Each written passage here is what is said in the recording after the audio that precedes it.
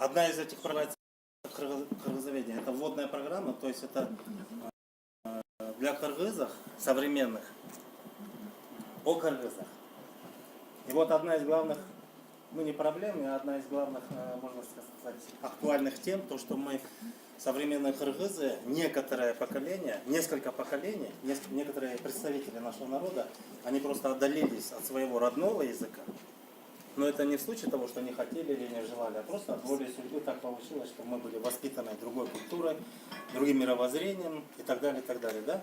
Другое политическое устройство у нас было, другая система была, и поэтому мы достаточно хорошо отдалились от своих корней. И даже, ну, мы этого не стыдимся, есть поколение, которое даже не знает своего родного языка. Но в душе есть такой порыв, потому что в крови мы все кыргызы, мы хотим, мы должны знать себя, свои корни, кто мы, откуда мы, какие у нас особенности и так далее. И поэтому была такая потребность вести этот курс на русском языке.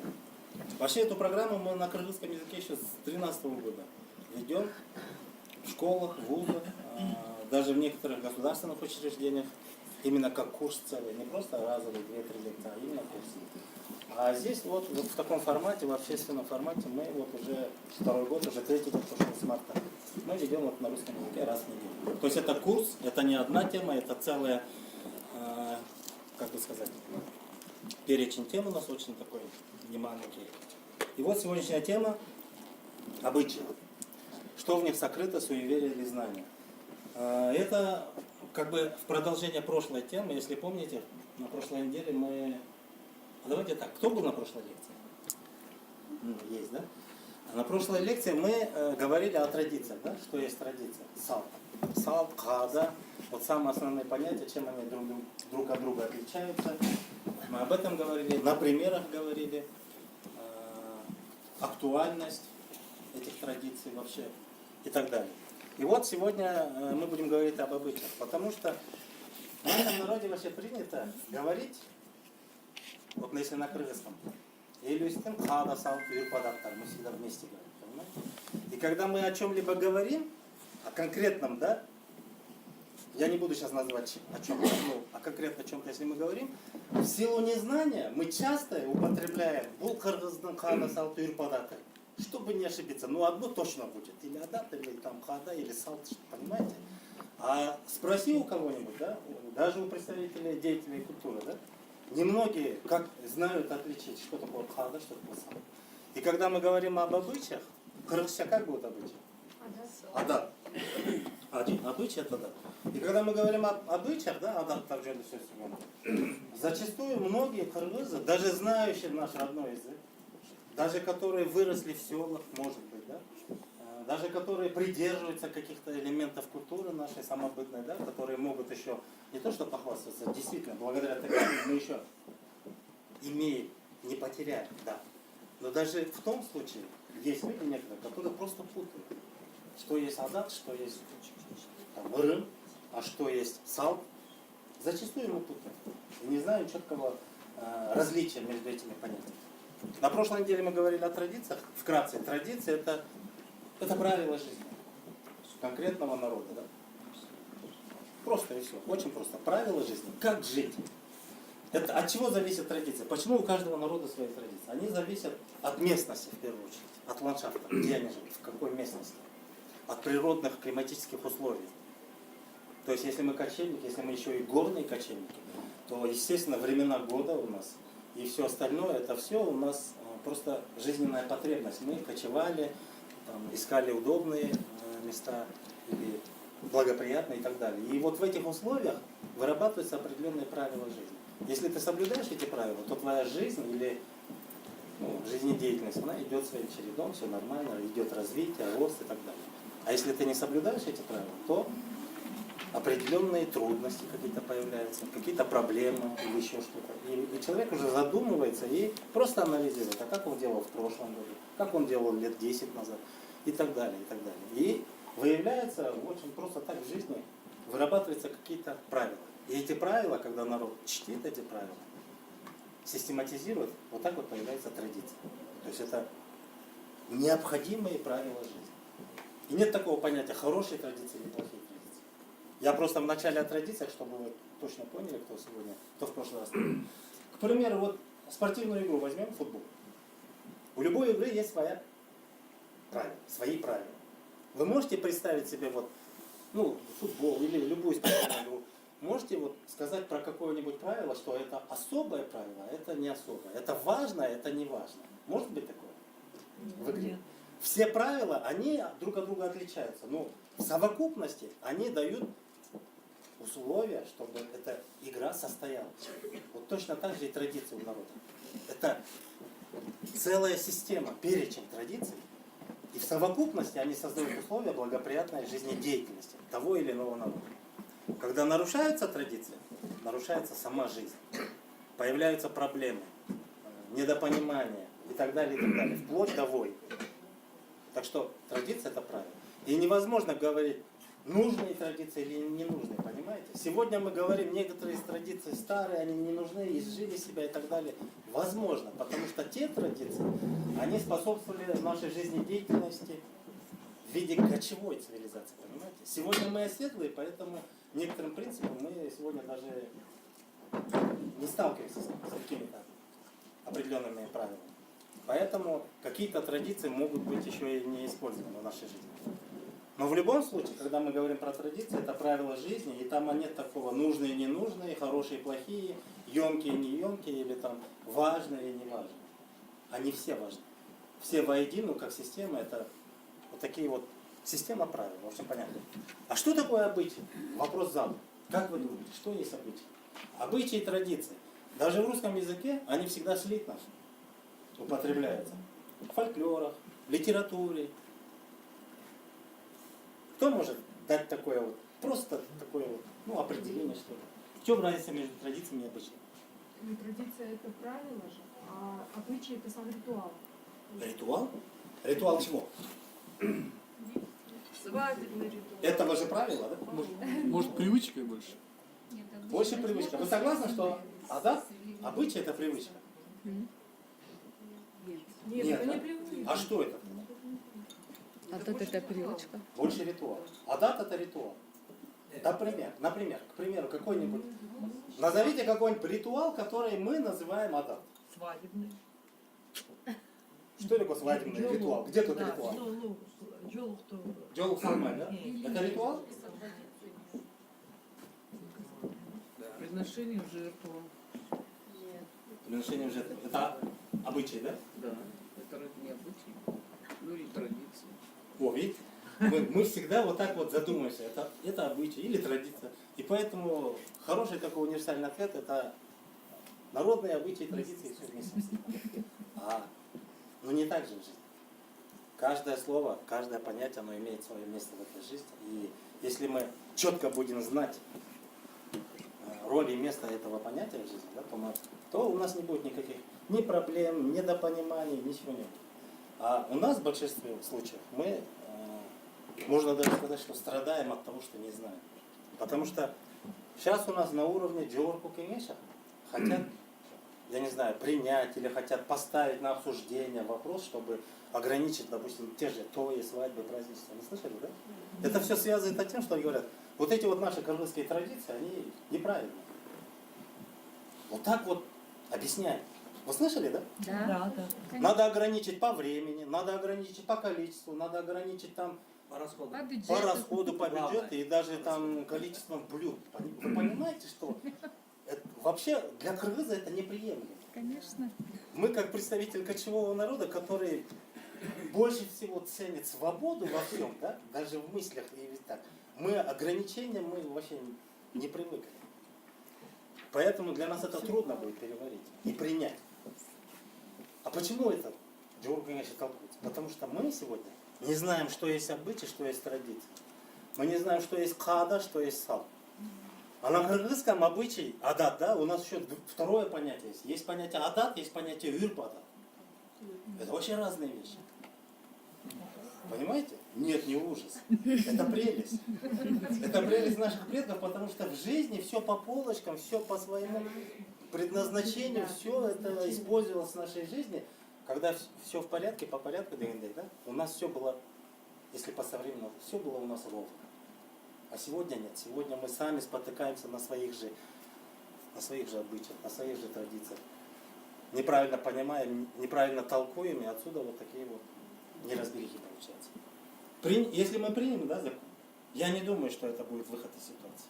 Нет. Не будет. Это не будет. Результата не будет. Результата не будет. Я говорю, это не будет. Не выход из ситуации. Поэтому лучше понять, что есть обычай. Теперь давайте, знаете что? Еще очень интересная точка зрения, когда мы говорим про адат именно, если мы заговорим о термине адат, какая первая ассоциация у нас? Привычка. Вот в зале есть представители юридических профессий? Случайно? Нет? Право, да? Право, да. Есть, да? Вообще, вот очень интересно, адат, смотрите, я специально выбрал некоторые определения, да, давайте сначала ознакомимся с теми, что вообще принято в мире, как они это вообще рассуждают, а потом мы поговорим с точки зрения нашего мировоззрения. Смотрите, адат — свод традиционных обычаев. Вы можете представить вот, вообще вот это словосочетание? Традиционных обычаев. Бывают традиционные, а бывают нетрадиционные, да? Есть, может быть такое? Нет, Вы понимаете? То есть даже словосочетания, они как-то вот не вяжутся. Свод традиционных обычаев у народов Кавказа, Средней Азии и других исповедующих. Ислам, смотрите, значит, адат — это только ограничен исламом.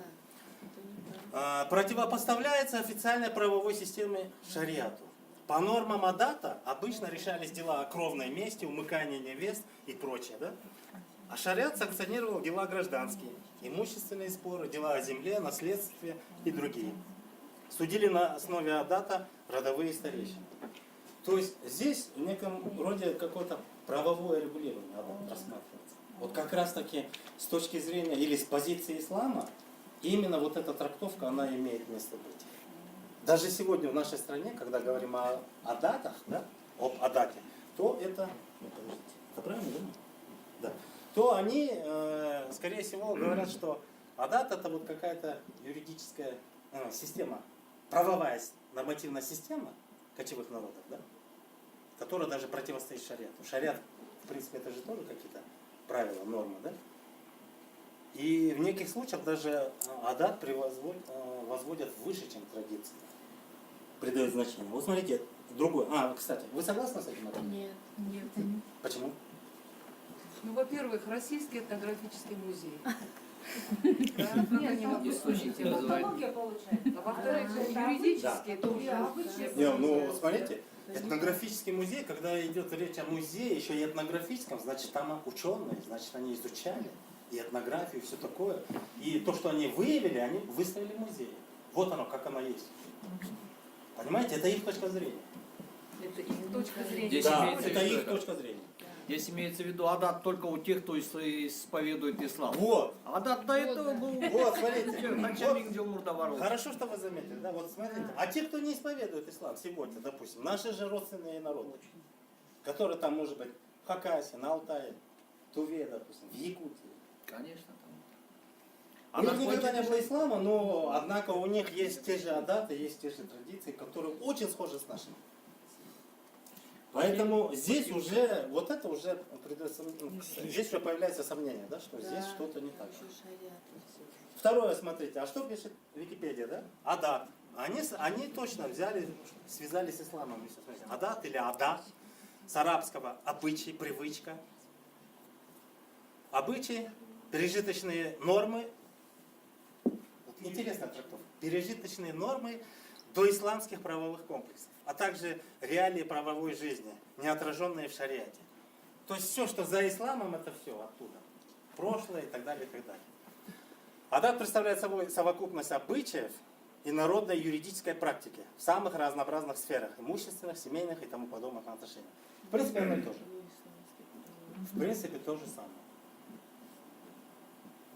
Вы знаете, что такое шариат? К слову. Так, Свод это не наша уложений, тема. да. А? Свод религиозных уложений. Решение тех Конституция ислама, короче. Да. Вот Конечно, шариат да. это правовая какая-то основа, да? Ведение жизнедеятельности конкретного общества. Исламского. Это их неправильно. Свод правил жизни. И вот все, что не совпадает с шариатом, все, что было до Вот то, что они написали до, это верно. Да, это верно. Но то, что пережито, что что-то то, это еще вопрос, да? И вот то, что до, вот единственное, что совпадает, это то, что до. Потому что вот когда некоторые говорят, вот с приходом ислама, допустим, намаз, да, Кыргызы, мы стали там более духовными, богатыми, просветленными людьми стали и так далее. Это сказки. Ребята. Это сказки. Ислам появился в 7 веке, да? К нам он пришел намного позже. А основался у нас практически, ну, вот так вот, чтобы мы полностью познали ислам, прям всей массой, да? Ну, максимум 17 век. Поверьте.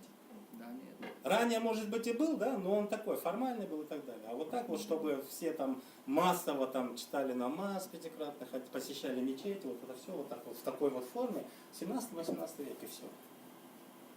Раньше его не было, не наблюдалось на этой территории. А на Есении тем более. Теперь смотрите, ладно, продолжаем.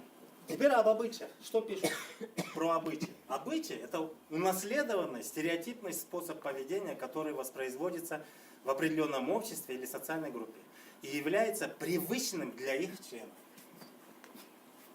С этим определением согласны? Да. В принципе, да. В принципе, да. Вот вы знаете, обычай, даже слово обычай само, это то, что обычно. Обычно, постоянно, да? Как-то циклично, не разово, а вот, ну, обычно, уже привычно, да, вот. То, что мы, к чему мы привыкли, все, что постоянно, это уже в нашей обыденной жизни, и появляется обычай, да. Термин обычай часто отождествляется, ну, вот здесь вот дальше, ну, смотрите, термин обычай часто отождествляется с терминами традиция и обряд, ритуал, о чем вы говорили немного. Вот здесь вот, да, можно еще построить. Тождество ли традиции и обычаи? Они же не тождественны, правильно? Это совсем разные вещи. О традициях мы на прошлой лекции говорили. Дальше, смотрите. Однако традиция охватывает гораздо больший круг явлений, да? Присущим всем сферам социальной жизни и всем культурам. Тогда как сфера обычая ограничивается определенными общественными или областями общественной жизни. Вот это более правдоподобно здесь. Действительно, что традиции, они всеобъемлемые, да, или сфера влияния очень большая, а у обычаев она ограничена. Она меньше, нежели традиция. Вот с этим я тоже согласен. Но что интересно, понимаете, в русской транскрипции обычаи, они правильно расшифрованы, да? Обычаи это вот так и должно быть. Но когда мы говорим про адат, это нет, совсем другое. Теперь главный вопрос. Обычаи на кыргызском адат или что? Как вы думаете? Наверное, нет совсем. Почему нет? Нет. Ну, это русский язык, а там кыргызча смысл. Нет, а по смысловой. Смотрите, другие вот еще такие вот определения. Да? Обычай – это традиционно установившийся порядок поведения. Он основан на привычке и относится к коллективным формам действия. Вот самое четкое определение. Обычаи, одобренные обществом, массовые образцы действий, которым рекомендуется следовать. Тоже такое краткое, вроде такое понятие. Вот к этим понятиям, да, еще можно как-то согласиться, с этими понятиями. Определением. Теперь у нас по-кыргызски, да, именно вот эти, если если принять как определение вот эти понятия, да, обычаи, да, вот эти, то в нашем мире, да, в кыргызском, эти понятия говорят, ну, адат это и есть то же самое. Да, это поведение. Вот кыргызча, смотрите, давайте сейчас не будем останавливаться на этимологии, откуда она пришла, с ислама и не ислама, это еще тоже такой большой вопрос. Дело в том, что кыргызча, когда мы говорим адат, вы не замечали такие выражения? Гөлүмүш адат. Да. Гөнгөн адат калабы, уйга жүгөн салабы. Даже вот эти пословицы говорят о том, что адат это привычка по большому. Если привычка ограничена одним человеком, то это только касательно его, конкретного человека. А если эта привычка, она еще будет распространяться в обществе, если обществом будет приниматься эта привычка, то она несет уже коллективный характер, и тогда мы говорим о адат. Это уже адат. Юрпадат это отдельное. Юрпадат это отдельно. Вот юрпадат жөнүндө мы сейчас поговорим. В конце. Моя задача, главное сейчас раскрыть, что такое адат. Смотрите. Какие адаты вы знаете? Наши кыргызские. Чисто по вот этим определениям, которые установишься, порядок поведения, коллективные привычки. Опаздывать на тои. Голову рано отдавать старшим. Не везде, в некоторых районах младше. Это только в Чуе. Почему? Чё? Я так знаю, а Гольский у них, да, наоборот. Давайте, дорогие мои, давайте сначала правильно выговаривать, да, вот эти, не отдавать. Ну, короче, устухан тарту или устухан беру, да, салпы, это традиция. Подать. Подать. Это традиция, во-первых, потому что там правила. Они связаны с чем? Правила Это жизни. традиция? Традиция связана, вот именно устухан тарту, с чем она связана, это правило? Ну, уважение к старшим. С уважением, да. Ну, С уважением, с почетом, да. вот если там не отдадут, то там может начаться что-то.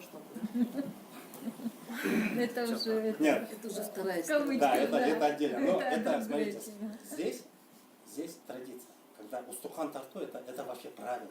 Это не писано, но конкретные правила. И все мы знаем, кому какой устухан. В зависимости от устуханов, в зависимости от того, кто какое место занимает, то есть от почет, уважения, места в обществе и так далее, как мы рассадили своих гостей. И ушел Джараша мы устухан подаем. Именно по правилу. Поэтому это правило, это необходимо. И так не бывает, то есть бельбегат надо верить. Из-за того, что неправильно устухан подали, да, это или же унижение его официально прилюдно, что приносит часто к конфликту, к войне и так далее. А если мы этого не желаем, то это как раз таки почет, уважение, это еще раз укрепление связи и так далее. То есть все традиции, они способствуют только укреплению, единению и так далее, сплочению. То есть любая традиция, она несет в себе такие функции. Так что с устуханом это вообще необычно. А тогда шикарный стол, да, на свадьбе. Это обычно? Шикарный стол, это как раз таки, когда мы говорили на прошлой лекции, Это хада. это понты, помпезность, это хада. Это все зависит от твоего уровня дохода, от твоих возможностей. Тебя никто не мучает, но если ты позволяешь, пожалуйста, хоть какой стол. Но главное, той беруде, главный смысл, традиция, как правило, не накормить людей, а получить благословение. Да. Вот это суть, это есть сад. А кадасы, как ты это все притворишь? Бир тамак менен, он тамак менен, ырчи чорчу там и так далее, и так далее. Все вот эти помпезности, да, это все кадас. Поэтому у нас говорят, аш көп болсо, када көп. Аш көп болсо, это в том плане, если у тебя состояние достаточно, то есть уровень жизни и так далее, и так далее. Она када көп. Это все показатели, это пышности, это все. Ну, када это вот именно.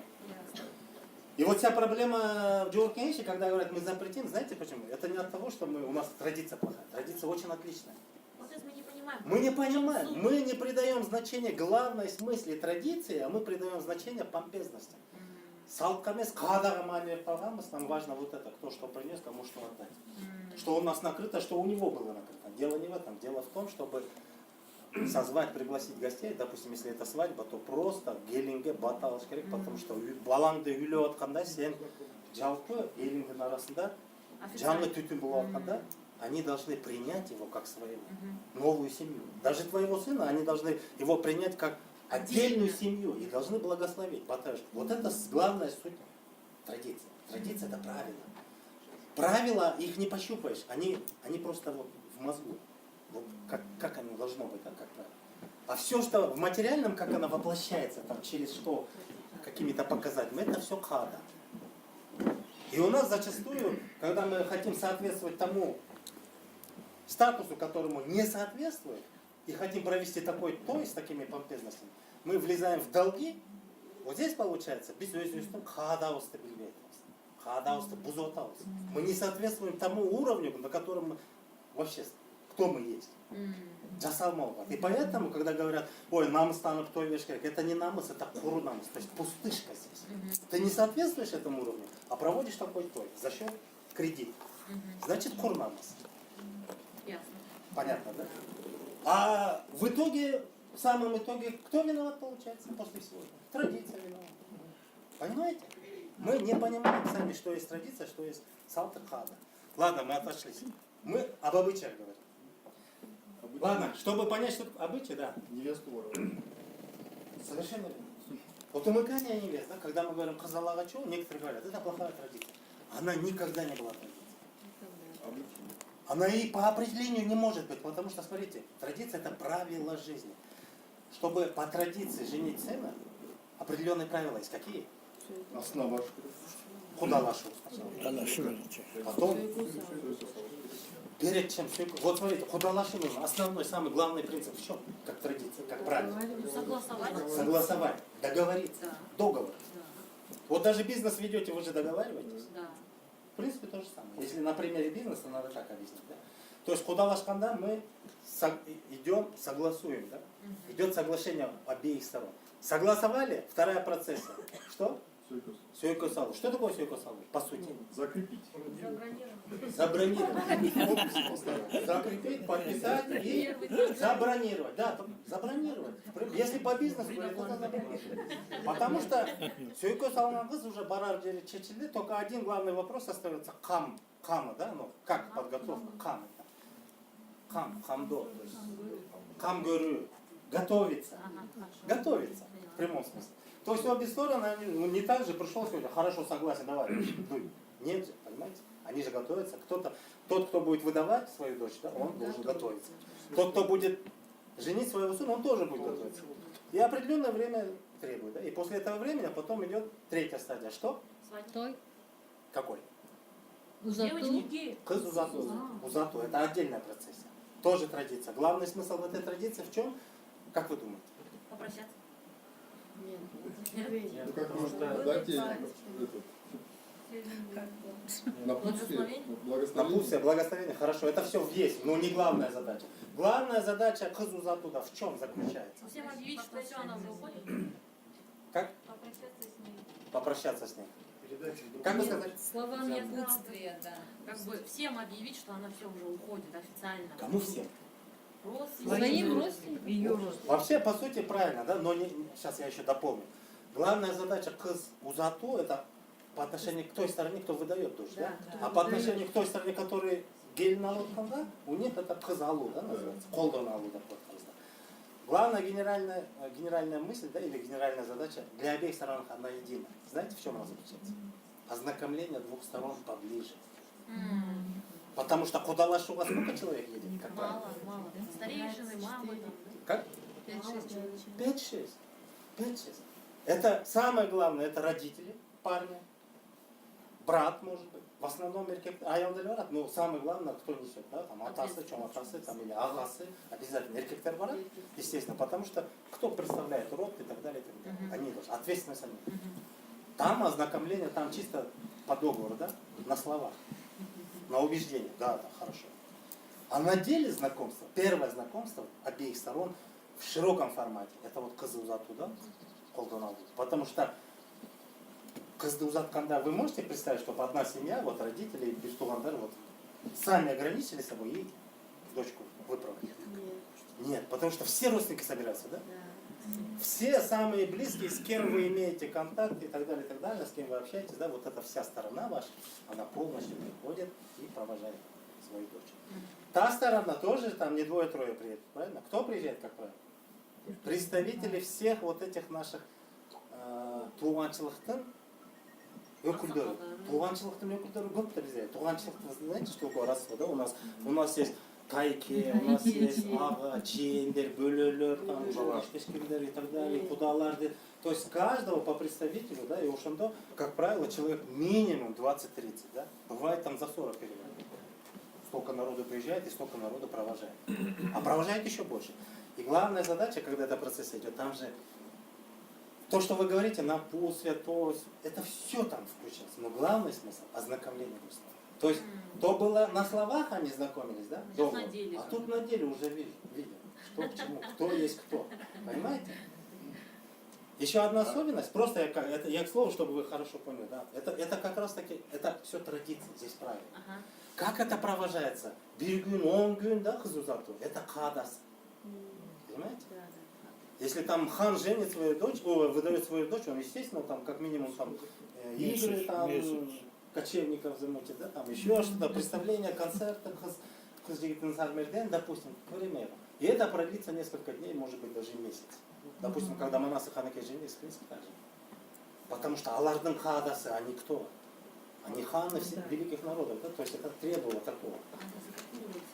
А вот самое интересное, оно не переводится. Нет такого понятия. Ладно. Ну, вот дальше, смотрите. Как это происходит? А четвертая стадия после того, как кызылузатты алдық, да? Что идет у нас самое? Заключающее. Или тою, да. Вот это четвертое. И вот этот той, как проходит это все кадасы, а главная задача этой традиции в чем? Я уже озвучил, да? Это этим батасын алып, чтобы они вообще увидели, приняли новую семью. Официальную единицу, да. Они должны принять свой состав, потому что қырғызда айтады, біздің қатар, ирет, біздің ынтымақ дегенде түтінді санайды, вы знаете, да? Түтін очаг, да? Түтін очаг это семья. Баланы үйлеткенде өзінше түтін булайды деп қояды, да? То есть это отдельная единица, как семья. И мы говорим, что біздің тұқымда дағы бір үйлі құралды. Нас стало больше на одну единицу. Примите эту единицу. Батаңарды берли. Вот главный смысл традиции. А как эта традиция проходит? В ресторане, дома, день, неделю. Это все кадасы. В зависимости от того уровня, на котором вы находитесь. Чему вы соответствуете? Богатый вы или не богатый? Вы чиновник там. Если вы чиновник, соответственно, там свои какие-то категории. Вы должны там тех познать. Ну просто нельзя. Что лучше? Понятно? Да. То есть кадасы ушел. Понятно. Это все традиция. А теперь кызылача. Вот я вам сейчас вкратце правила, да? Вот эти основные 4 правила нужны для того, чтобы создать новую семью. Да. Кызылага сюда есть правила? Нет. Убрал, Это просто кто-то так сделал и так повелось. Совершенно верно. Получается, здесь наоборот такие нарушения правил, несоблюдение правил. Тут просто невесту, да, просто вот джахты все украл и получается. Вот сегодня на законодательном уровне у нас это является как преступление и даже Воровство человека. наказание на это, по-моему, Уголовное. 8 лет, да, если я не ошибаюсь? 8 лет. А с другой стороны, Теперь смотрите, вопрос. а там же тоже есть свои правила же у кысами, да. Аллаға Кызылача. Какие Да. правила? Астына бару Да, деген там бар. кудалар келет, ана тияққа Вот смотрите, барады, там Теперь тоже правила. вопрос, да, вы уже сами наперед идите. Я хотел вам спросить, всегда ли умыкание невест считалось неправильным делом? Вопрос такой. Просто подумайте, ну, не посчитайте, а просто вот так проанализируйте. У ваших близких, родных, знакомых, друзей есть семьи, созданные этим путем? Конечно. И сколько из них благополучно живут? Видите, статистика говорит о том, что многие, которые через Аллахашу, они дольше живут. Ну, разводов меньше. Значит, зеленый свет, да? Нет, здесь просто сейчас идет искажение. Сейчас исказили эту традицию до такой степени, потому что сейчас крадут действительно это не вообще, было ну традиции и как-то вообще. вот, Вот, да, без вот смотрите, каких-то- вам сейчас сразу заметку делаем. Это не была традиция никогда. Да. То есть, понимаете, я хотел сказать, мы немного наперед зашли, ну раз уж мы с этого начали, я сразу доскажу. У кыргызов, когда мы говорим о датах, да? Ой, куда я ушел? Вот. Когда мы говорим о датах, да? Понимаете, традиции, там нет понятия, хорошая или плохая традиция. Помните, Это я говорил? выживательно получается для общества. А у адатов есть такое понятие, они не одно, как бы сказать, есть хорошие адаты, есть плохие. Конкретно. Потому что, вот, к примеру, джаманадат, кыргыздың джаманадаты бар ба на сегодняшний день? Вот именно кыргыз, как всех нас касается, как кыргызов. Какой адат, какой обычай плохой является? А? Не пунктуально, совершенно верно. Или вот у нас гечкмей адат бар кыргызда, понимаете? Вот я вам просто сейчас расскажу.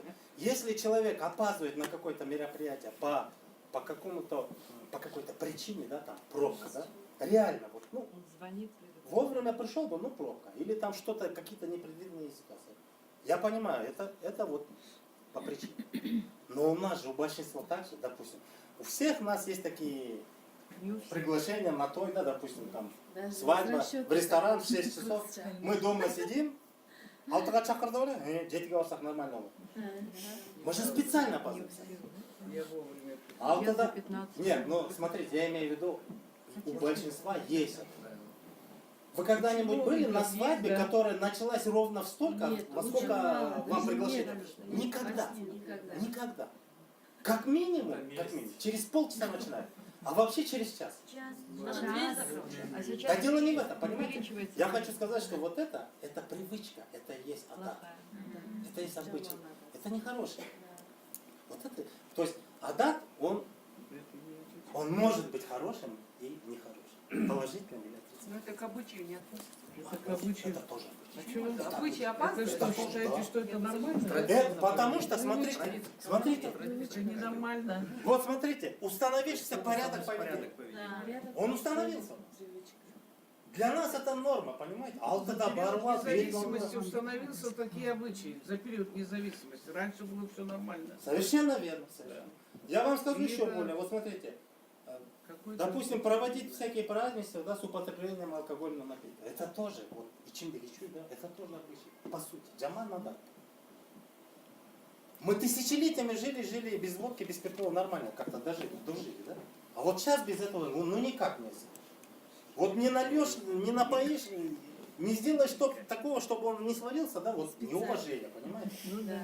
Это привычка, это обычай в нашем сознании, это обычай. Это вот традиционно установившийся, ну, слово традиционно, может быть, установившийся порядок поведения. Для нас это норма. Без этого никак. Как? Да буквально 100 лет назад понятия не имели, что такое. Сейчас отходят тоже от этого. Хорошо, я согласен. Но понимаете, да, что это такое?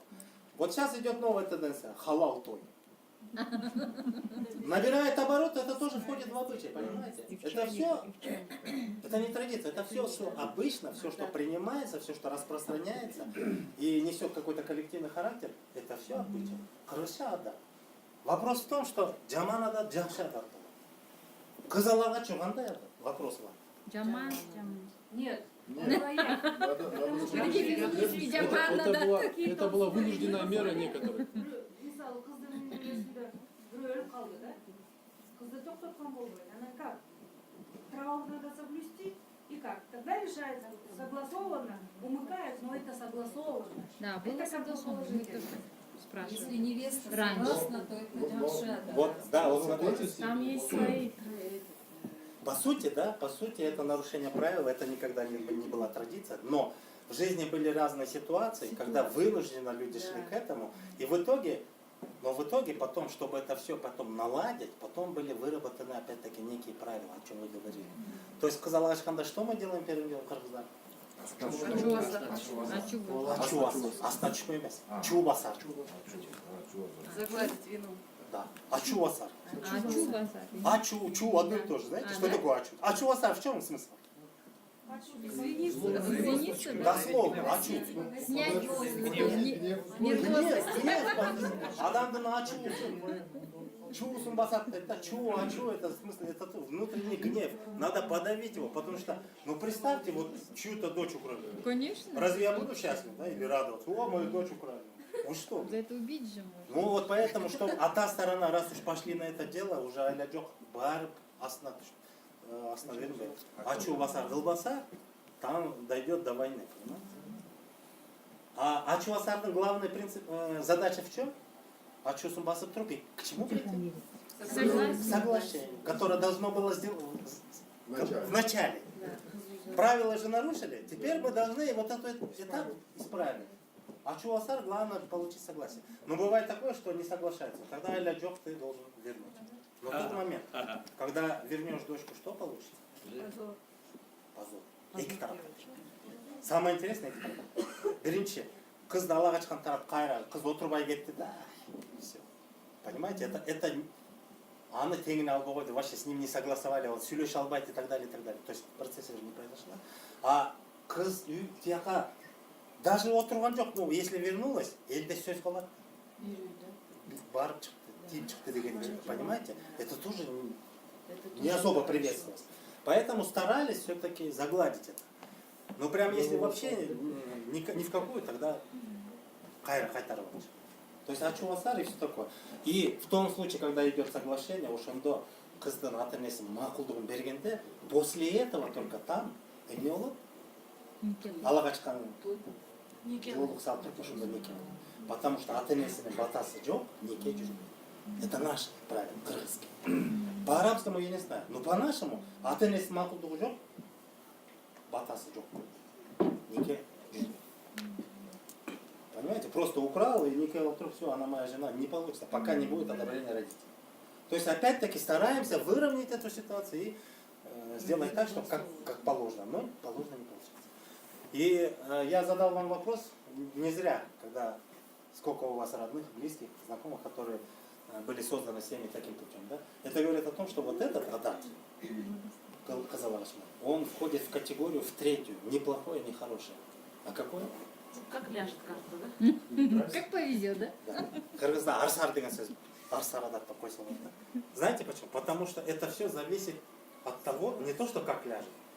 Самое главное здесь это ответственность тому пареньку, да, или будущему жениху, если он сам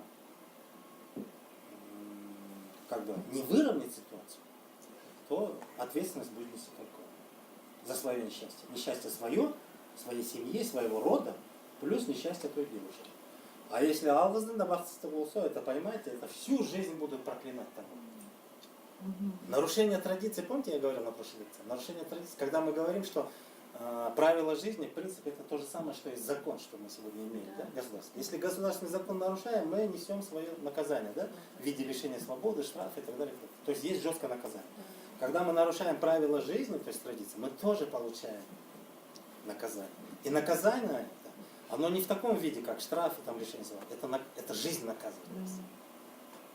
И самое большое наказание, если мы нарушаем традиции, то самое мощное наказание, это традиция, оно несет в себе функцию объединения, сплочения. А если мы нарушаем, то разделение. Вот представьте, если мы нарушили традицию, потом вот так получается, в оконцове вот эти две семьи, как минимум, а как максимум это два рода будут просто врагами, враждовать всю жизнь. Как Ромео и Джульетта. К примеру. Враждовать два рода. А что такое враждующие рода в одном народе? Это раскол внутри. То есть это нам только на минус идет. Понимаете? Как народ мы теряем свое единство, сплочение. То есть все традиции несут в себе функцию объединяющую, фактор объединения, сплочения, единения, укрепления и так далее. А если мы нарушаем, мы имеем разделение, раздробление, отделение и так далее, и так далее. Вот в чем суть любой традиции. Актуальность оно в этом. А про обычаи говорим, обычаи нет, она не несет в себе такой ответственности. Обычаи, они или хорошие, или плохие. И самое главное, человек, народ сам должен осознать, это хорошо или плохо. В любой момент этого можно отказаться от обычая любого. Если это плохой, негативный обычай, мы можем отказаться. И нам за это ничего не будет, в принципе. Даже от самой жизни. От традиции отказались, мы будем нести какое-то наказание самой жизни. А от обычаев, если это плохие. Если хорошие, то надо развивать и так далее. А вот казалагачу это арсар, это все зависит. Мы его можем так приравнять или как его переправить, да, в положительную. А если нет, то оно в отрицательную сторону. Я думаю, обычаи, они сами по себе априори плохими не бывают. Бывает. Это люди придают им такое содержание и смысл. Казалагачу вообще априори это хорошие обычаи, старинные, хорошие обычаи. Но просто люди, когда нарушают, он становится плохим. А вообще, исконно он хороший обычай. Хорошо, давайте я вам исторический пример скажу. Есть в нашем фольклоре, да, произведение. Олдевай меня Кишиндян, слышали? Да. Вот там этот процесс идет. Казалагачу. Поднимите руку, кто не знает вообще историю. Ой, многие. Тогда надо пересказать, да, вкратце. Конечно. То есть, смотрите, Олдевай и Кишиндян. Кишиндян это девушка, Олдевай это парень. Кишиндян, она дочь Бия, правителя одного рода. Олдевай сын другого рода. Тоже Бия, не знаю, но он Батыр. Батыр это воин, Батыр, известный причем. Он Хыпчак, а они, по-моему, Джедигер, если, по-моему, Джедигер. Получается, два рода разных. Но они родственники. Какие? Тайке Джейн. То есть Кишимчан Тайеже, а он Джейн. Чтобы для уяснения, мать этого парня Олджевая, она родная сестра отца Кишимчана. То есть, понимаете, брат и сестра это родители. Кыздың Эркек баласы, а эркек кишинин кызы. Они друг друга полюбили. У кыргызов тайкежен могут создаться. Могут, потому что по отцовской линии они представители разных родов. Даже в науке это допускается. Еще считается по Y хромосомам. То есть даже мутация на генном уровне, она не будет, если тайкежен, если по материнской они братья, а по отцовской разные, представители разных родов, там и мутации не будет. Теперь смотрите, получается как? Раз уж они родственники, они с малых лет росли, как-то общались, они друг друга знали, время шло, они выросли, подросли, то есть у них между ними любовь возникла. Да? Ну, уже возраст такой достаточно. И что происходит? Происходит следующее. Кишинжанның атасы кім сейчас скажу. Кулжугач. Кулжугач бей. Кулжугачқа куда түшіп келішеді башқа бір. Қыздың қолын сұрайды. Кишинжан, понимаете? Да. Тот соглашается. Все это согласен. То есть идет традиция. Согласование, обозначили, бронь. Предоплата. Да. В процессе только время и выдать, да? И в этот момент что она делает? А она же любит другого, она вообще не хочет замуж за какого-то непонятно, которого не знает, не видел. Но отец решил. Потом что? Она тайком пишет, ну не пишет, неважно, она дает знать своему возлюбленному, тот ночью приходит, чтобы никто не увидел. И он говорит, ты действительно хочешь? Нет, не хочу. А что будем делать? Я вот без тебя не могу жить. Тот говорит, а я без тебя. Ну что тогда? Ну тогда поехали. Я не. То есть он ее крадет, получается. Потом что получается? Утром отец узнает, дочери нету, расспрашивает, что, как, где, как во все было. Кто-то говорит, а Улджувай ночью мельком я видел. А, ну понятно. А родители-то знают. Ну тогда вот давайте следопытов нанимает, находите. И посылает своего сына родного, брата Кишинджана. Его зовут Худаке. То есть родной брат дочери, свой сын, да, этот Кулджугашби отправляет. Он со своими там джигитами, я не знаю в каком количестве, они догоняют, находят. Те где-то перевал, они хотели отдохнуть, видимо, находят. И что? В процессе. Я вкратце, да, понимаете, я не красноречив. Получается так. Брат приходит, говорит, сестра, пойдем домой. Она говорит, нет, не могу без него. Они у него говорят, ты отпусти ее, забудь ее. Он говорит, нет, не могу. И что? И они вынужденно применяют силу. А так как тот воин, батыр, непростой человек, идет схватка. И получается, в этой схватке их там больше. Худаке не один, он с джигитом. Они его убивают. Убивают.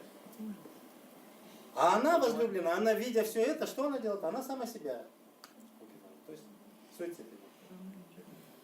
А теперь вот вам генеральный вопрос. Кто из этой истории самый такой плохой герой? Отец. Герой имеется в виду. Отец. Улджувай. Улджувай плохой? Нет.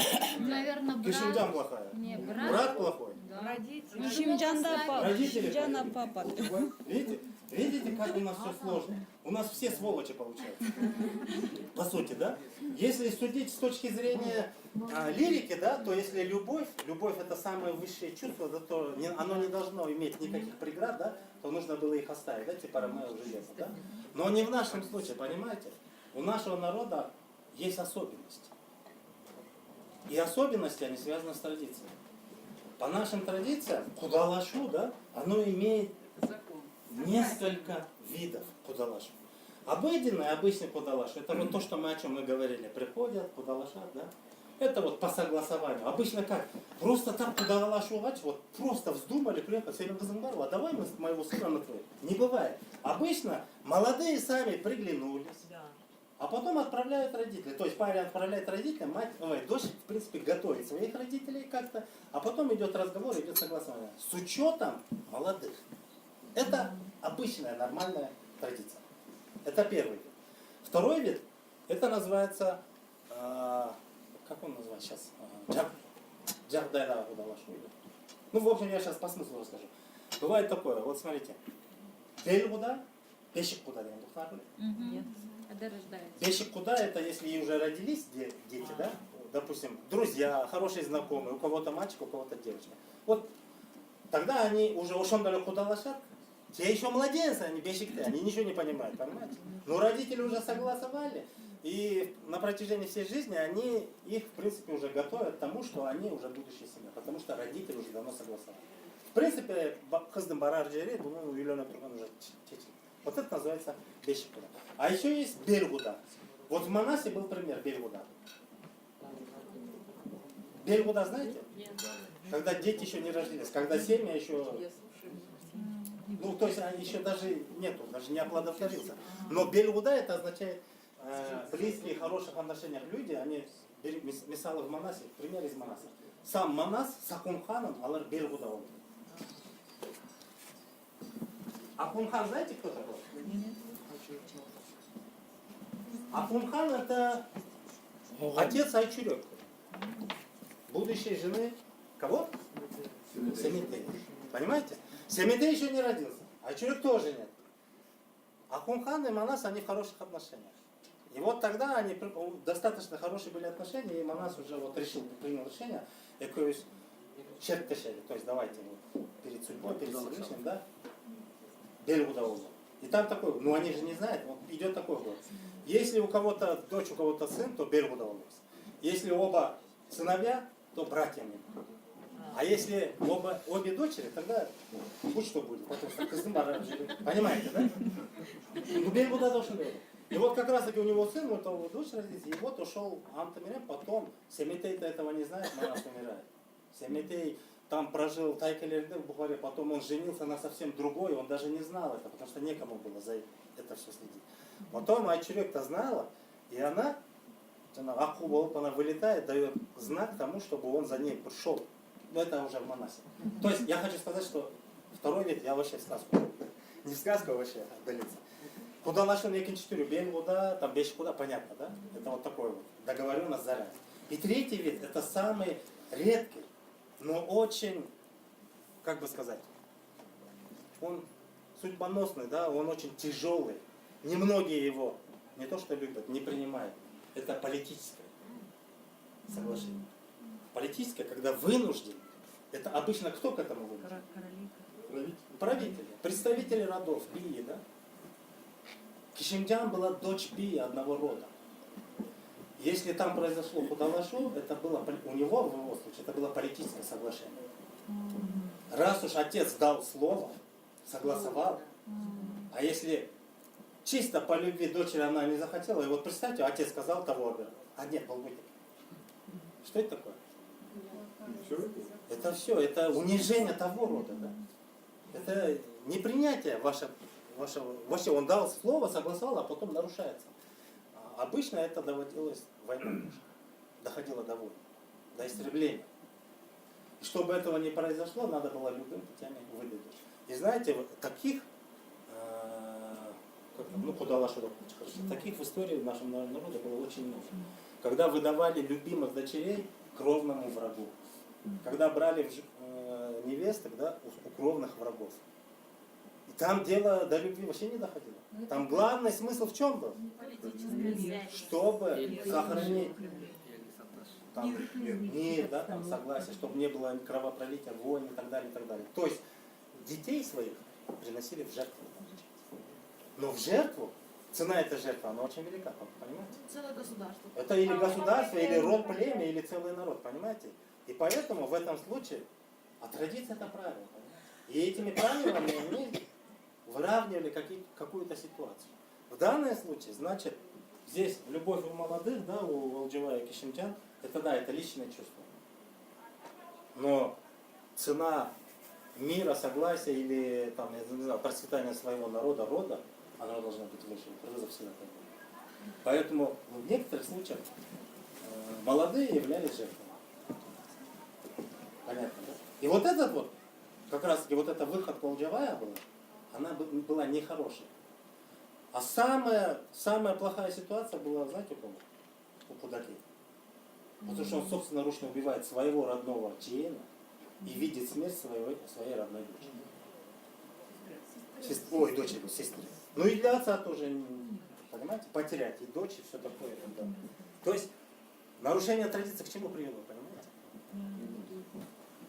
Казалось, а что никогда не было традиции, правил. И ну, иногда из ситуации они выходили. Знаете, давайте, я сейчас от темы уже отдаляюсь. В общем... Можно на минуту зачерствовать? А, да, если кто зашел времени, да? У меня вопрос немножко такой не в тему. Давай. А обрезание это обычай или традиция? Это традиция. Традиция, потому что это как правило. Как правило. Оно принято как правило. Это необходимое правило. А вот это когда вот ребенка вот так режут, А вот кровь пускает. кто-то же вообще же может не хотеть это делать, и ничего же или нет? Ну, понимаете, это связано с религиозным верованием. Поэтому в религии это как необходимость, это как правило, как традиция считается. Но мы же говорим сейчас об обычае. И так.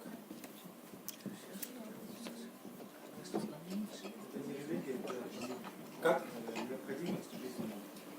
Ну это сейчас наука трактует как необходимость. Но оно пришло с религии. Не, обрезание тиглеме. Ислам dinini burada боролся дейді. Ну евреев. Не, у евреев. Первое они ввели.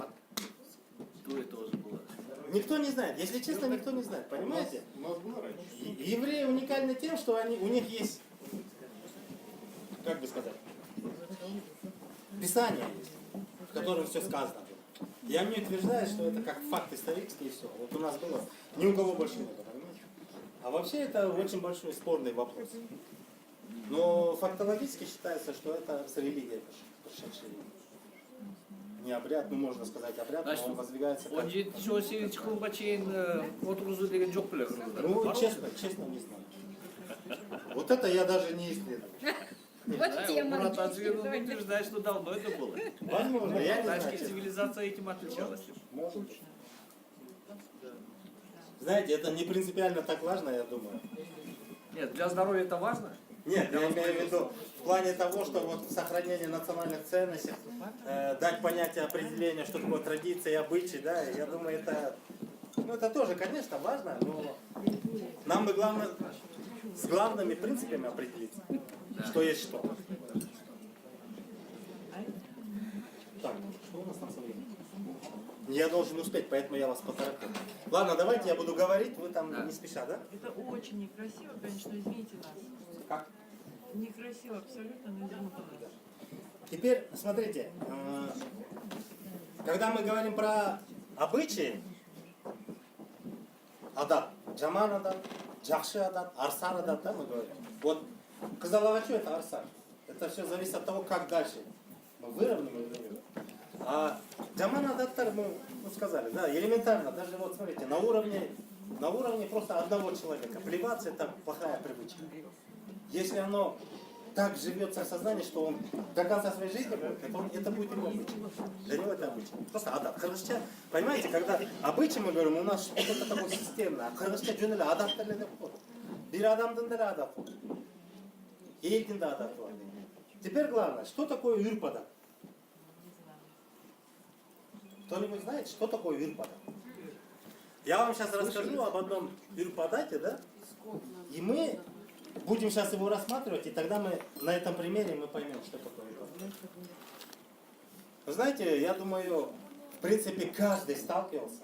Может быть, единицы даже, которые в первый раз могут услышать сегодня, что это такое. А так, в принципе, каждый из нас сталкивается с этим. У нас в некоторых случаях, в основном женщины, матери или бабушки,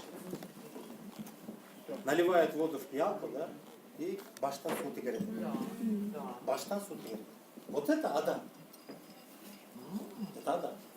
И это не просто адат, это үрпад. Для чего делают это? Теперь вопрос. Есть какие-то языческие вещи, да? Почему сразу языческие? Ритуальные. Вот понимаете, когда дело касается религии, да, сразу язычка. Вообще, я бы так бы сказал бы. Когда мы говорим о нашем народе, о нашей истории, о нашем мировоззрении, да, термин язычество к нам вообще не имеет никакого отношения. Мы никогда не были язычниками, понимаете? Что такое язычество? Что оно в себе несет с точки зрения религии, это совсем не то, что вы сейчас имеете. Это другая тема. Да, это совсем другая. Мы никогда не были язычниками. И в то же время мы прям с самого рождения не были ни исламистами, ни христианами. Понимаете? У нас было свое мировоззрение, которое четко определило, что есть Создатель. Потому что мы кыргызы так и говорим, джараткан. Понимаете? Есть Создатель, Он всех создал. И нас в том числе. Поэтому наши пословицы даже говорят о том, некоторые пословицы, которые куда более древнее, чем вообще все религии, даже все семитские религии. Куда более древнее. И в этих пословицах говорится, что мы всегда знали, кто создатель и кто мы в этом мире. Это отдельная тема, я позже скажу. Теперь смотрите. Юрпадат. Что это такое юрпадат? На примере Баштансут Игоря. Вопрос. В каких случаях Баштансут Игоря? Когда приезжает. Когда приезжает домой. Вопрос. Когда уезжают, тоже делают? Нет, приезжает обычно.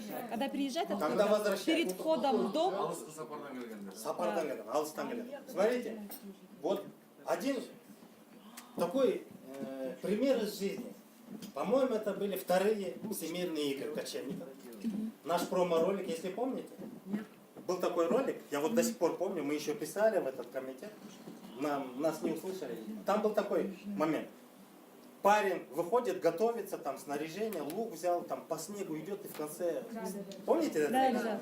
И перед тем, как он выходит, там что делает? Баштансут Игоря его отправляет.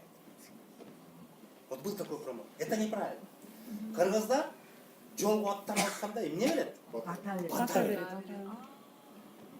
Кайтып келгенде алыс жолдан, алыс сапардан. И вот смотрите, каждый день вы ходите на работу и возвращаетесь домой. В этом случае Баштансут говорит, нет, понимаете? То, что обычно обыденно, нет. В определенных случаях алыс жактан, когда вот кыргыздар это канду жолдан келди.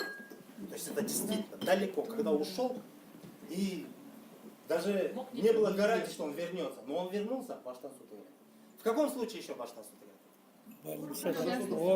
Когда возвращается с больницы. То есть переболел или там, я не знаю, там поборол болезнь, да? Невеста в дом приходит. Невеста в дом, да, тоже. Когда в первый раз. Гелин дал вперед на Баштансут. Еще когда? Кырсактан, да. Ребенка что? Ребенок, когда приходит, младенец. С больницы? Да. Ну да, когда с больницы, с роддома, да. Еще что? Когда еще? Совершенно верно, когда какой сон видишь? Когда страшный сон видишь? Тогда Баштансут Игоря. Теперь главный вопрос. В принципе, мы все эти обозначили, да, ситуации. С какой целью все это делается? Плохую энергетику. Что плохой негатив, что вот это все, вот страх, там, боязнь, если там, смотрите, красота, да, или там даже милиция чисто тоже, да? Поэтому кыргыздар айтып, больницадан бери, милициядан ары, или наоборот, не важно. То есть, ну это все негативно, понимаете? Баштансут Игорь да, якобы все, что плохое, пусть с водой идет. Теперь вопрос, на самом ли деле это работает? Это суеверие или что? Не, у воды же есть энергия, она реально. Ну это же научный вопрос, наверное. Это суеверие. Значит, нам было делать нечего, мы вот так вот придумали Не, у какой-то... воды есть. Нет, это помогает. Были какие-то знания, что вода имеет такое свойство. Но как бы не всегда это работает. Не всегда. А когда она работает? В определенные часы? Всегда работает. Это очищение, это Всегда намерение. вода, воздух. Вы знаете, сегодня еще наука так продвинулась, еще многие, может быть, и знают, да? Я сейчас поставлю один ролик, вы согласитесь. А до этого времени, буквально лет 10 назад, никому в голову не пришло бы. Первое, что приходило в голову на этот вопрос, сразу отвечали, знаете, это просто суеверие, самообман. Нет, это Потому правда. что такое? Ну вот негатив, да, водой, пьялкой, да, и что такое? Вот смотрите, я сейчас просто покажу вот один маленький ролик, да? Японский, да, ученый? Японцы, да. В лаборатории доктора Эмото исследуются образцы воды, которые подвергаются различным видам воздействия. Впечатление воды фиксируется с помощью ее стремительного замораживания в криогенной камере. Так выглядит вода, нагретая в микроволновой печи. А это эффект от мобильного телефона. Этой воде сказали спасибо. Извини. Ты мне противен. В 1995 году доктору Эмото Масару впервые удалось зафиксировать музыкальные впечатления воды. Ей дали послушать музыку, после чего стремительно заморозили и под микроскопом отчетливо увидели кристаллы, которые в результате образовала вода. Так выглядит музыка Баха.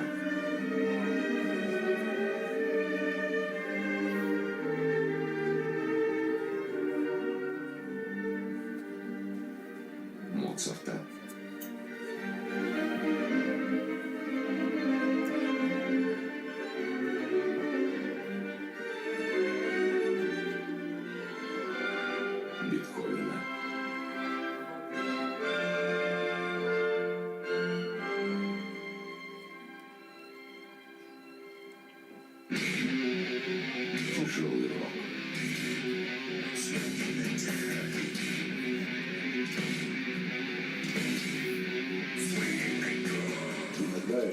всплески определенные, эмоциональные, которые приводят к совершенно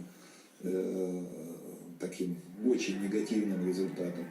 Я не помню случая, когда на концерте классической музыки произошел бы вот такой отрицательный выброс эмоций.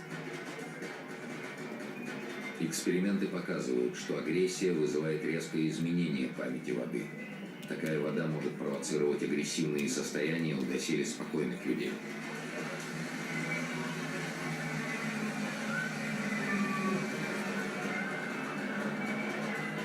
Зло в плане взаимодействия, как ни странно, осуществляется легче и проще. По-видимому, это связано, в общем-то, с особой чувствительностью человека, который воспринимает негатив всегда острее. Доктор Эмото провел еще один любопытный эксперимент. Поместил в 3 стеклянные банки рис, залил его водой.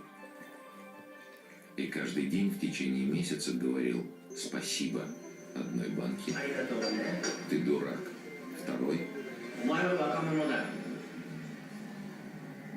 А на 3-ю не обращал внимания.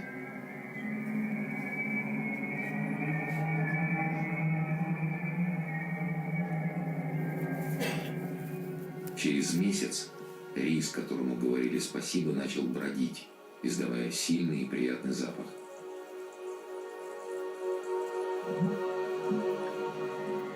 Рис из 2-й банки почернел. А рис, на который не обращали внимания, начал загнивать. Доктор Эмото считает, что этот эксперимент преподносит очень важный урок, особенно по отношению к детям. Надо заботиться о них, дарить им внимание, разговаривать с ними. Наибольший вред наносит равнодушие. У меня возникают фантастические гипотезы, но они всегда опираются на практику. Равнодушие, ненависть, гнев и даже раздражение разрушающе действуют не только на другого человека, но имеют обратную связь. В духовном плане, на уровне мыслей, тот, кто посылает негативные мысли, загрязняет свою собственную воду, из которой на 75-90% состоит организм. Негативно заряжает ее. Во многих лабораториях мира многократно проводился эксперимент, который давал схожие результаты. Воду из одной емкости разделяли на 2 порции. На одну часть оказывалось воздействие, которое меняло структуру и свойства этой воды. Вода из 2-й колбы через какое-то время приобретала ту же структуру и те же свойства.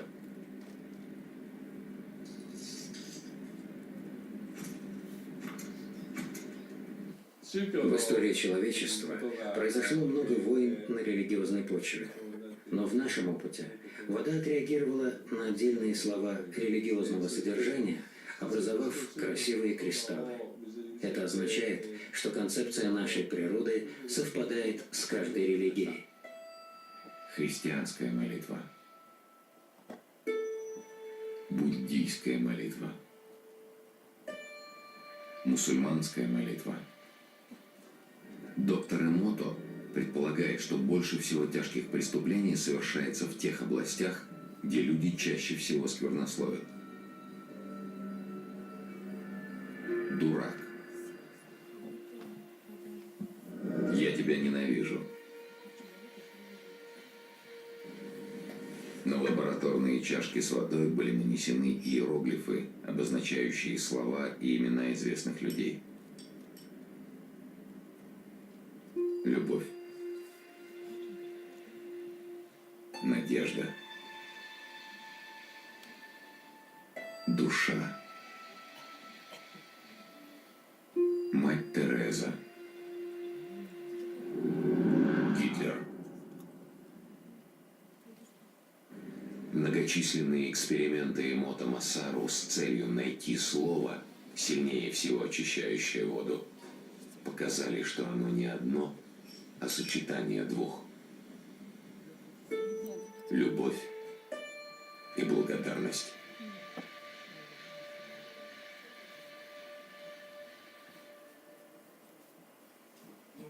На этом мы приостановим. Теперь смотрите. Вот этот вот ролик говорит о том, что это научно исследовалось еще с начала 2000-х. Вот этот ученый японский, Эмото Масаро, он проводил разные эксперименты. Очень интересный момент был, когда одну воду разделили в две колбочки, на одну воздействовали какие-то эффекты, да, визуальные, а другая вторая сторона. Но посередине не было препятствий. Получается, на вторую колбу, в которой была та же вода, она принимает ту же самую форму, что и первая. Получается, она просто вот на расстоянии она всю информацию себе перетягивает. Вода. Теперь в нашем случае. Жаман түшкөн. Страх. Алыс жолдан. Почему алыс жолдан? Понимаете? Когда дальний путь, переживания, приду, не приду, аман есен келе, вот это все у человека какой-то негативный, вот этот вот, тревожность, негатив, он у него скапливается все. Еще есть такое понятие, знаете? Я прошу прощения, почему нельзя, когда человек улетает далеко, жол шыдыр болсун? Батарея. Да. А с водой нельзя, что ли? Батарея плюс вода. Но вода она на себя впитывает. Сейчас я расскажу. Вот в науке есть такое понятие, у человека есть биоэнергетическое поле. По-иному его называют как аура. Даже фотографируют ауру, знаете, да? Оно имеет цвет, оно имеет объем, у каждого человека по-разному. И от чего это зависит? Если человек в состоянии радости, там, любви, там, еще гармонии, да, то у него аура, как правило, светлая. И от силы его чувств оно может быть или мелким, или маленьким. Если у человека какой-то стресс, там, горе, беда или что, у него, во-первых, аура, она очень маленькая и не светлая получается.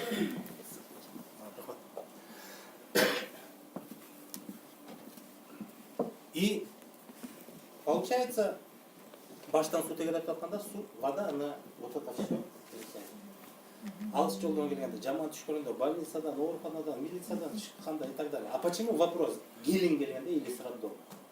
Все же мысли все равно, аман есен төрөлөбү, деньги, переживания, как и у матери. А ребенок чист, но мать же переживала, это все ребенок переживает. Баштан су тегелеп. Гелинди биринчи келе атканда, Гелин в первый раз идет непонятно куда. Ну, в смысле, знает, но уже не была же. Переживания есть? Еще какие, да? Колоссальные. Вот это все снимает. Понимаете? Сумма. А откуда наши знания? Это самый главный вопрос. Не было ни лаборатории, ничего. Но знали. Я сейчас приведу еще один пример, он еще более такой интересный. Теперь смотрите, что мы делаем с этой водой? Куда мы ее выливаем? Под дерево. Жерде, баспаган, да? Чиннагачейн, воду куда? Сырка. Вопрос. Любое, лишь бы сырка или конкретно определенное место? Самое главное. Почему? Чтобы другому это не прилипло. Ну, скажем так. Условно скажем, вот этот негатив, чтобы другому не принес какое-то негативное влияние. Да? Можно спросить сразу, вот делать, когда дети, если человек перепугался, вот берут хлеб, что-то обворачивает и потом дают собаке. Да, албашка.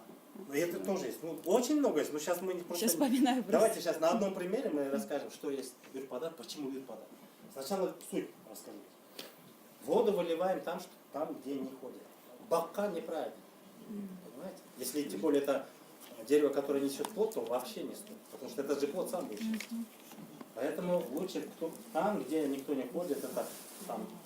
Кишибаспаджака, ну понятно, да? Пока на самом дереве сидит. Что делаем с посудой? Переворачиваем. И куда ставим? За дверью. За дверь. Вопрос, смотрите, сейчас современный мир. Мы живем в многоэтажных домах. Куда поставить ямку? У порога. У порога. За порогом. У порога. Некоторые заставят, Некоторые перед. И как вы думаете, правильно? Куда ставить? У порога дома нет. Главное, перед. А за порогом правильно. Я уточнил, если мы живем в многоэтажном доме. Поддержка в доме. Внутри дома. Хорошо, тогда вопрос по-другому. В в классическом варианте посуду куда? Гом курганду хай қойып. Эшиктин алдына коюп коюп. Ну, порог. Так за порогом или перед? За порогом. Ну, если юрта, то за порогом. За порогом. Везде А за. если квартира у порога? Квартираларда эшикке, вообще Квартираларда подъездный тоже эшикке болот да. Да, мы так и Почему? Анткени жанакы эмелери тазалансын дейт тоже эшиктер. Да. Да, я не задал. Почему конкурируешь вообще? Главный вопрос. Зачем? С какой целью мы ее земля очистит. Кайрылуу болсун. Капельки не оставляют. Нет. Кайрылбасын. Чтоб даже капелька обратно. Мы же эту посуду дальше не выкидываем же. Мы же ее обратно используем в обиходе, правильно? Через 3 дня. Через 3 дня. Хорошо, когда мы еще придем. Значит, эту посуду мы же не выкидываем, все, джаман будет, мы ее используем. А чтобы ее использовать в чистом виде, чтобы ни одна капля не осталась, мы ее переворачиваем. Это понял. Это логично. Вопрос, на какой местности мы ее оставляем? Это главный вопрос. За порогом. За порогом. Но самое главное, он не так называется. Подъезд. Дело не в подъезде. Осы правильно? ол сыртчагына, да? Хорошо, совершенно. Но главное условие, чтобы эта посуда была под открытым небом. Вот главное. Так что, если вы, жители многоэтажек, если вы там за порогом, да, двери своей, в подъезде оставили эту посуду, это не работает. Я вам объясню. Что. Дело не в том, что там капель ничего не остается, да? Там? На крышу. Дело не в том. Дело в том, что вот сейчас Агай Айткандай туда, за подъезд, на улицу, да, на улицу. Самое главное, чтобы под небом, под чистым небом. Не под навесом, а чтобы вопрос. А Зачем? где, на балконе, на подоконнике, что ли? Ну, у нас, видите, у нас сейчас такие понятия. Кто-то заберет. Мне не жалко, просто вот это вот передастся человеку, негатив, который забрал. Я вам расскажу, и вы сами поймете, как оно передастся или не передастся. Чистым небом надо, Да, по чистым небом. Главное. Теперь вопрос, я вам задаю. А почему кыргызы именно под открытым небом оставляли посуду? Здесь есть какой-то смысл. Жили, юрта же была, за юртой сразу небо. Ну да, логично, да, за порогом. Во-первых, чтобы домой не вошла ни одна капля, поэтому за порогом. Но раньше да. А сейчас в современном мире мы это просто автоматически сразу за порог и все. То есть моя территория, то, что за, это не моя. Да? Дело не в этом. Дело в том, чтобы она обязательно была под открытым небом, посуда. Сколько времени стоит? 3. Почему? Ну, значит, воздействие будет. Почему 3 дня? Знаете, меня всегда радует один такой уникальный вопрос, а как «Үчтігі наїхсан». Тогда джети-то уже есть, 9, да вообще все цифры святые, по сути, да? Дело не в том, что святая, вот там, Иехсан, да. Вот 3 дня, да, здесь есть кроется какой-то смысл. Смотрите, 3 дня, открытое небо. С чем это может связано? Луна. Булана, да. Ну смотрите, летом мы, может быть, за 2 часа наисториться в жаркую, знойную погоду. Даже зимой или там осенью, может, за день. Но мы 3 сутки держали. Не знаю. Это связано с открытым небом и 3 сутки. Это связано с астрономическим явлением. Кто найдет? Кто угадает? Это солнце возобновлялось 3 дня. Солнце через 3 дня. Как оно может возобновиться? Как же Луна все это? Может, луна какая? Луна. Что с Луной происходит? Какой-то цикл. Цикл там. Солнце светит на луну и там... Моя мася. Луна обновляется, да, за 3 дня? Как? Обновляется за 3 дня. Посмотрите. Главное условие, чтобы лунный свет попадал на эту пленку. У Луны, или как правильно сказать? Гайден Нурунда, как по-русски будет? У луча лунного света, да? Луна же сама свет не издает, вы знаете, да? Оно просто отражает солнечный свет. Да? Итак, вот этот солнечный свет, отраженный Луной, да, оно несет в себе какие-то свойства особенные. Я вам скажу, примерно это как работает. Вот примерно, просто примерно, элементарно. В стоматологию ходим, мы, врачи пользуются инструментами после того, как с кем-то поработали, да? Инструменты же сразу не выбрасываешь, их же обрабатывают, да? Ультрафиолет. Сначала там, может быть, в кипятке, потом, может быть, спиртом, да? Но еще один важный момент, они все в ультрафиолетовом там. Нет, как это назвать? Кварц, да? И там лучи, они сжигают все то, не негатив, они сжигают то, что не смог сжечь ни спирт, ни кипяченая вода, понимаете? То есть добивает полностью, оно сжигает все, нейтрализует все, оно уже вот как вода становится дистиллированной, без никаких там, вот примера, да, сравнения. То есть вот этот инструмент, он очищается полностью. После кипятка и спирта еще и кварца. У Луны есть такое свойство. Поэтому вы не замечали, в нашем народе есть такое, вот когда говорят поверье, да, пусть будет поверье, но я потом объясню. У нас говорят, тиличевали баланым, геймин, айга гурсут. Нельзя, То есть пока солнце не заходит, чтобы один нуру, даже если оно мокрое, надо собрать и домой завезти. На улице нельзя оставлять. Когда человека хороним, вот этот геист, в котором мы его мы потом его вешаем на 3 дня оставляем, чтобы луна его очистила. То есть идет процесс очистки. Вот этот лунный свет, он нейтрализует. Даже пиалка перевернута, неважно, главное, чтобы она попала. Не ругайтесь. Теперь вопрос, почему 3 дня? Достаточно одного. Но почему 3? Ну, может, там тучи были или еще как, на всякий случай. 100%. Вы знаете, что самое интересное? Даже если туча, да, но луч работает. Попадает. Но может, 3 планета метод большой. бывает 2 дня, когда Луны вообще нет. Таймер, 3. Когда новолуние, Луны-то нет, вы понимаете? На 3-й сутки только появляется маленький серп. Что такое? Луна не исчезает, но оно не отражает солнечного света. 2 сутки оно в тени стоит. И на 3-й сутки Айджангырда, новый полумесяц появляется, понимаете, в виде серпа, да? Замечали эту картину? Вы вообще представляете, что такое новолуние? Вот смотрите, я вам приблизительно. Если это солнце, да? Надо показать так, вот смотрите. Если это Земля, вот смотрите. Она в тени Земли находится Луна.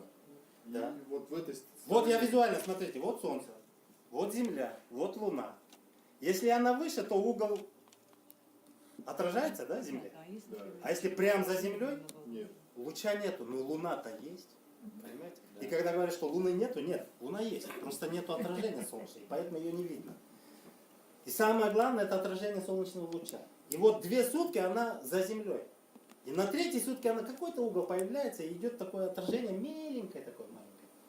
Вот этого достаточно. То есть, смотрите, по природному явлению, раз в 29 суток, 2 сутки, 2 ночи, Луны не видно. То есть луча не видно. И на 3-й она появляется. И как принято у нас, мы же, в принципе, джамандах течки, правильно? И когда что-то случается, Кыргыз башна суд и говорят, труп эту посуду оставляет, а потом ночью не вспоминает, чтобы выходить. Сегодня есть луна, нету, там облачно, зима, там, кому это надо. Просто на 3 сутки оставляли. Какая бы погода ни была, какое бы время ни было, да, в любом случае, хоть на 3-й день, но луна появится. И тогда идет очищение. 3 сутки достаточно. Просто элементарно логично. А если луна нормально светит? Под открытым небом, чтобы лунный свет. На балконе, На улице, за домом. Потому что каждая капля, она может негатив домой. Не, в этажном. Если вы в этажном куда-нибудь, понимаете? Где луна достает? Я вам рассказал механизм, как все работает. Остальное вы сами как понимаете? Главный смысл не в том, куда пялку. Главный смысл, как ставить. Вопрос, украдут, не украдут, я не знаю. Понимаете? Сейчас у нас все поменялось. Раньше там не то, что пьялку, там скот пасся, да, никто не брал. Там юрту не закрывали, вообще замков не было. Бери, не хочу. Сейчас все поменялось, поэтому садоволкец наша пьялка. Если даже украдут. А если забыли? Да не важно.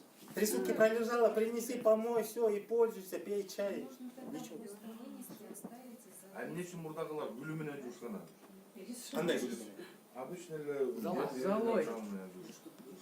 Я не знаю, честно. Билбейді кәм анысы. Бірақ ошол жанагы күн көргөндө 3 түн туруш керек. 3 түн. Еще суугадагы башка айланттарда гүл салып коет да? Гүл салат не всегда. Ну, бирок салчу, да? Фейри не было. Нет, дело не в этом. Но теперь смотрите. То, что когда мы баштан... кстати, знаете, еще самое важное, посуду как крутить? По часовой? По часовой или против? Обратно. По часовой. Против часовой. Против часовой. То есть вот так, да? По часовой. Смотрите, это все зависит от того, кто это делает. Смотрите, вот если кому-то, вот если я, да, пиалку беру, если я кручу, то обязательно нужно по часовой, чтобы от меня. Понимаете? По часовой. Принцип, смотрите. Изнутри я выношу. Когда, смотрите, это жерновая есть, как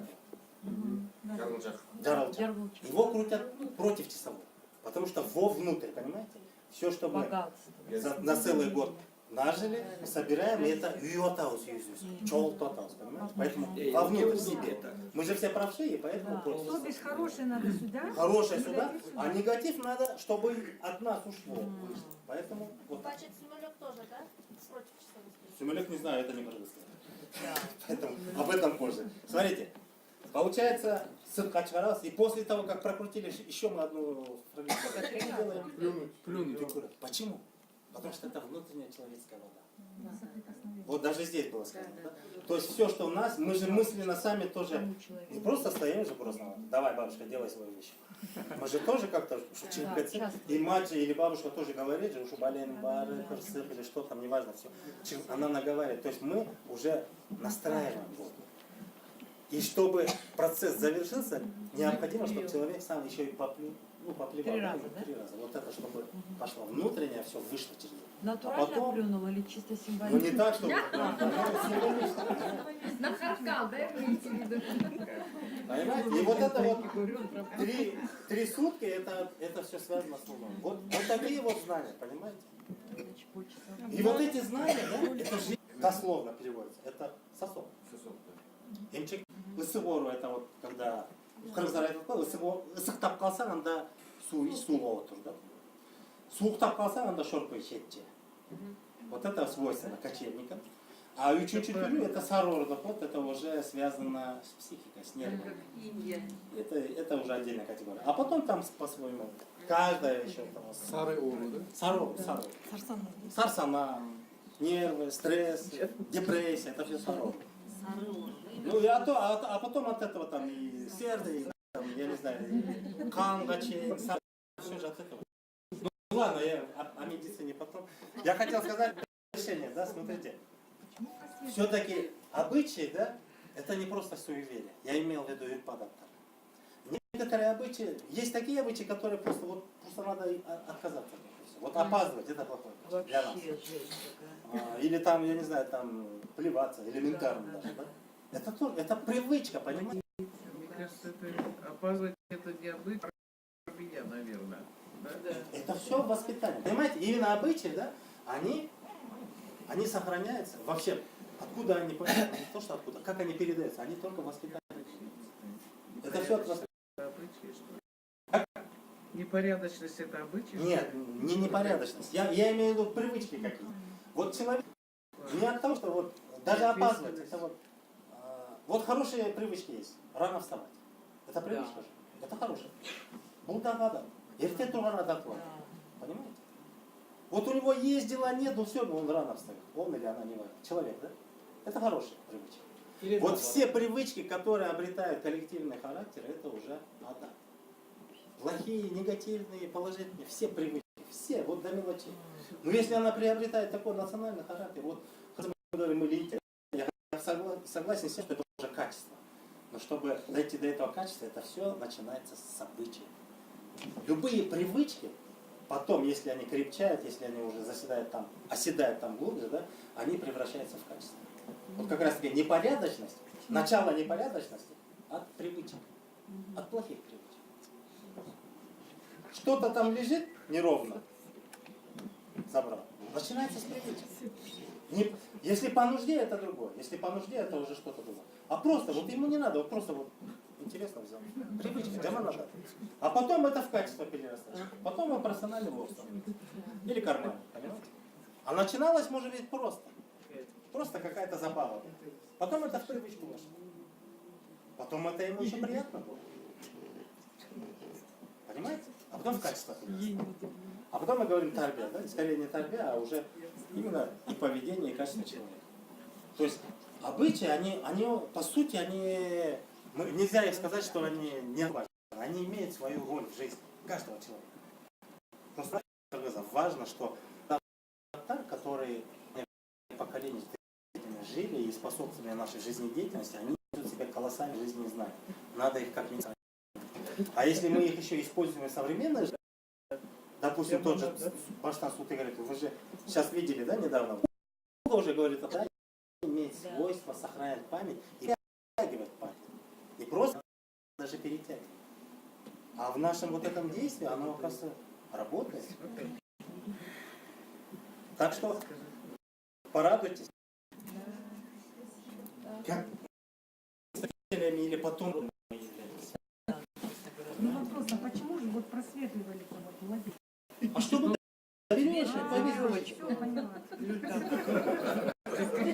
потому что это же понятие.